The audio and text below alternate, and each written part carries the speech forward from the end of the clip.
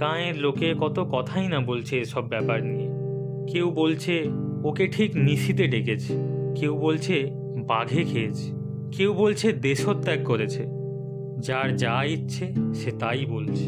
দুষ্ট লোকেরা বলছে ও সব ভূষণেরই কারসাজি, সেই নিশ্চয়ই কোনো কিছুর লোভে সরিয়েছে সতেকে।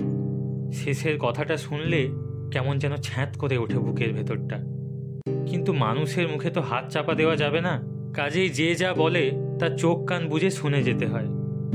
ভূষণ তখন গাছতলায় বসে বসে এইসব ভাবছে।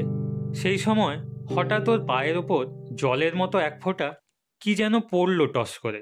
ভূষণ ভাবল এ নিশ্চয়ই কাকপক্ষীদের কাজ। কিন্তু কিছুক্ষণ বাদে আবার যখন আরেক ফোঁটা পড়ল, তখন আর সন্দেহভঞ্জন না করে পারল না।